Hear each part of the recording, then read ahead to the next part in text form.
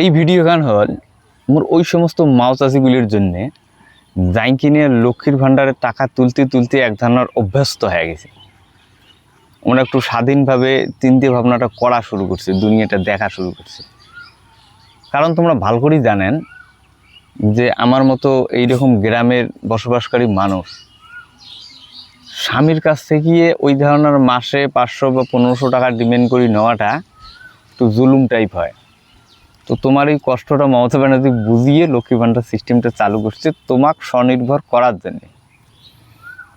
কিন্তু সরকার পরিবর্তন হওয়ার পর বিজেপি সরকার আসিয়ে এই লক্ষ্মীর ভাণ্ডার প্রসেসটাকে অন্নপূর্ণের ভাণ্ডারে কনভার্ট করার জন্য যে নিয়ম শৃঙ্খলাগুলি আপাতত অবস্থায় কবা লাগছে, এইটি দেখি মোর মনে হয় যে তোমরা এটা পাবার না, এটা খুব টাফ জিনিস, কঠিন জিনিস। দেখো, প্রথম দিন 12 পাতার এখন ফর্ম রিলিজ করলো, তারপরের দিন আবার আজকে সেই 12 পাতাটাকে 13 পাতা করে দিছে। বর্তমান কায়ন যদি অন্নপূর্ণ ভাণ্ডারের ফর্ম ফিল আপ করবি চান তাহলে ওই 13খান পাতা তোমার ফিল আপ করা হবে। এবার ওই 13খান পাতা তোমারটা কী কী চাইছি, কী কী ডকুমেন্ট চাইছি, ওটি তো 1 নম্বরের কথা হচ্ছে তোমার বাড়ির যতগুলো মানুষ আছে সকালে অ্যাকাউন্ট নম্বরটা করে দেওয়া লাগবে।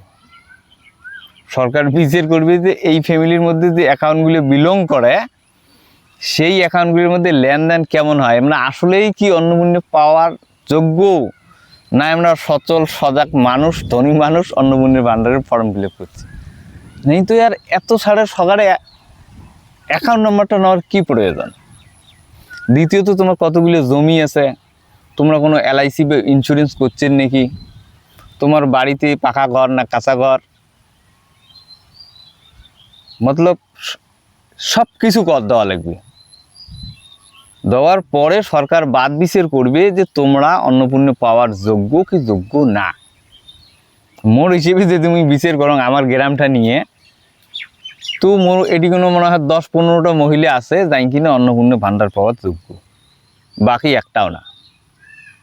তাহলে তোমরা কি আগামী দিনে পাইবেন কি পাবার না, এটা একটু ভালো করেই বোঝো। মনের ভিতরে থেকে এই অন্নপূর্ণা ভাণ্ডারের আশাটা ছাই দাও, এই সরকারটা দেবে না।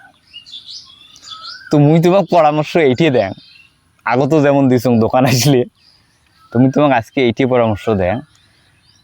আমরা তো গ্রামের মানুষ, আমার এত কিন্তু চাপ নাই। ঠিক আছে, সরকার থেকে আগত 1500 টাকা করে দিছি, বর্তমান দেবে না। এখন এইটির আমার একটা অল্টারনেট একটা সোর্স খুঁজতে হবে, যের থেকে এই 1500 টাকাটা আমরা রোজগার করবে পাই। জিনগুলি মাছ চাষি আর বিড়ি বাঁধেন, আমার তো আছে। জিনগুলি বাঁধেন না গ্রামের মধ্যে বাড়ি, তোমরা কমসে কম হাঁস, চড়াই, ছাগল এইগুলি পালনের দিকে একটু বেশি মনোযোগ দাও। গরু তো পালন করে পাবার না, কারণ গরু পালন করে লাভ নাই, বিক্রি করে পাবার না, পয়সা আসবে না। ছাগল, চড়াই, হাঁস এগুলির দিকে একটু বেশি ধ্যান দাও, একটু বেশি বেশি করে পালন করো। প্রতি মাসে যেন কিছু চড়াই কিছু হাঁস বেসে ওই 1500 টাকার ঘাটতিতে যেন রিকভার করা যায়। কারণ আমরা অভ্যস্ত হয়ে গেছি তো এইটা পাইতে পাইতে, হুট করে বন্ধ হলে পরে সংসারে অসুবিধে হবে, অসুবিধে আসবে, গরিব মানুষ তো। তো ঠিক আছে, ভালো থাকেন, দেখা যাক আগামী দিনে কি হয় অন্নপূর্ণা ভাণ্ডারের কনসেপ্টটা।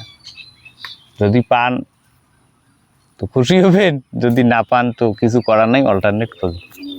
তো ঠিক আছে, যদি অন্নপূর্ণা ভাণ্ডারটা আগামী দিনে তোমরা পান তাহলে দোকানে আরও দেখা হবে, আর যদি না পান তো তোমাকে মিস করবো আর কি, প্রতি মাসে আসছেন।